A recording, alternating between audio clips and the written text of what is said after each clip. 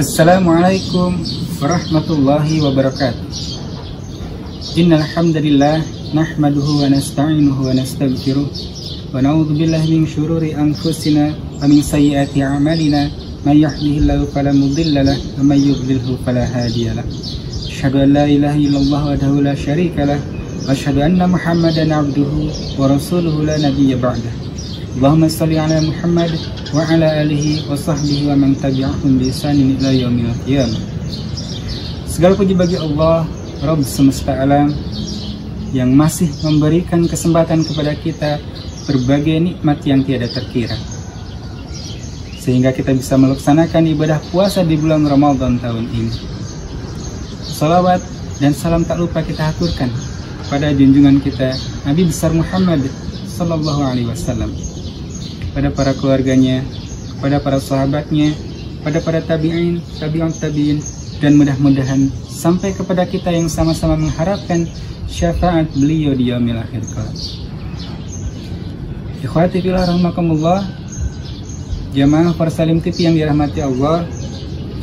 Kali ini kita akan berbicara tentang status. Ya, status.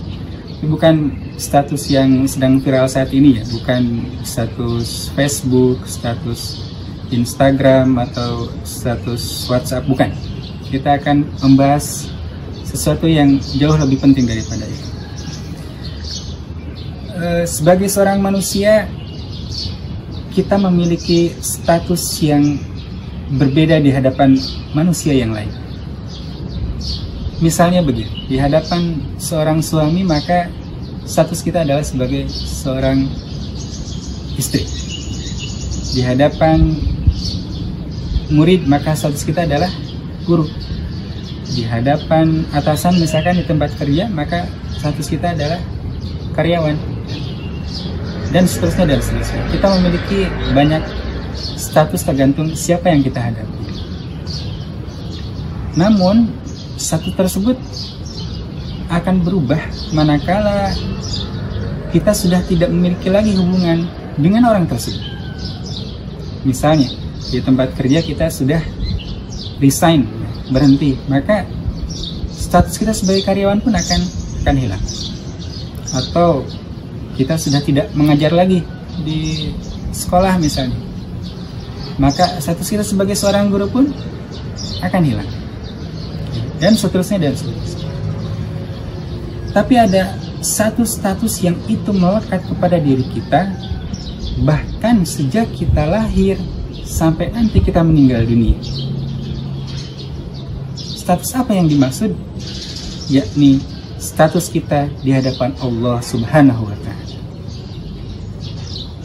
Di hadapan manusia saja kita memiliki status ya. Lalu pertanyaannya, apa status kita di hadapan Allah Subhanahu wa Ta'ala? Allah Subhanahu wa Ta'ala berfirman di dalam Quran surat Al-Dhariyat ayat 56, A'udzubillahi minasyaitonir rajim, wa ma khalaqatul jinna wal insa illa liya'budun. Dan tidaklah aku menciptakan jin dan manusia melainkan untuk beribadah kepadaku. Untuk beribadah kepadaku. Untuk beribadah kepadaku. Disitulah Allah menegaskan posisi kita, status kita di hadapan Allah, yakni sebagai seorang hamba. Pertanyaannya, apakah kita paham yang dimaksud dengan hamba? Kalau kita merujuk kepada Kamus Besar Bahasa Indonesia, yang dimaksud dengan hamba adalah budak.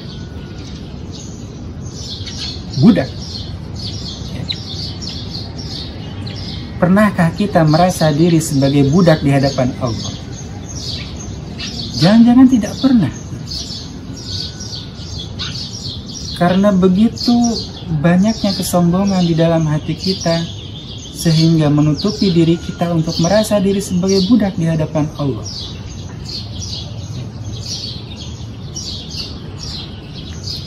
Kita lihat, barangkali memang sekarang sudah tidak ada lagi perbudakan ya. Tapi kalau kita baca di dalam sejarah, bagaimana sikap seorang budak di hadapan tuannya. Disuruh mengerjakan A, dia akan kerjakan A. Disuruh mengerjakan B, dia akan kerjakan B.